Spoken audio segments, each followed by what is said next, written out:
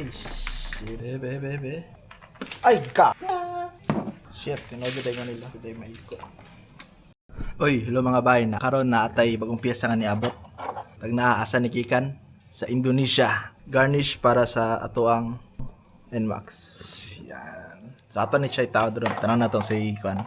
Result kung tsada ba siya o dili. And as you can see, ako na din siya gitanggal kanina kay tungkol sa excitement niya para matao din nato ato ang kan garnish diri. So probably nga niyang itsura. Yes, nga ni. And tanong na to kung mabagay ba siya karon. Ta, ato i-install. Unboxing. So, saan may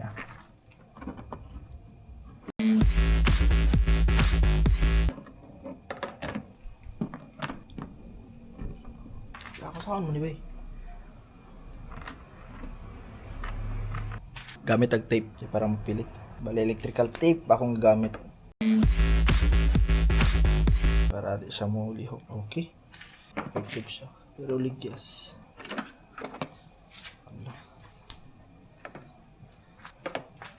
So okay na. Tapos pikas.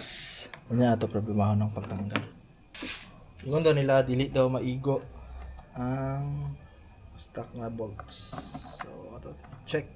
Di ba yun maigo? Aya pa na ako na-discover.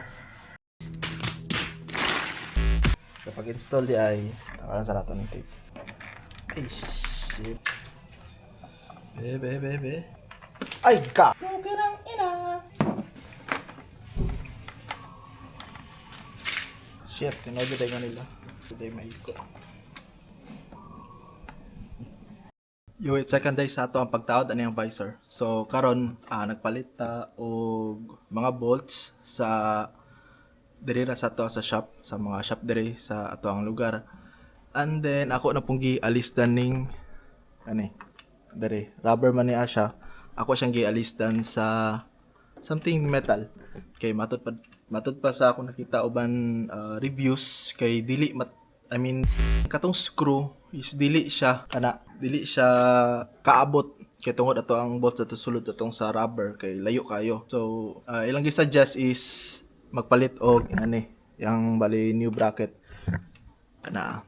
So ato toy padayon og close kani siya dari close ato and ato i-check if ato visor kumataod na ba.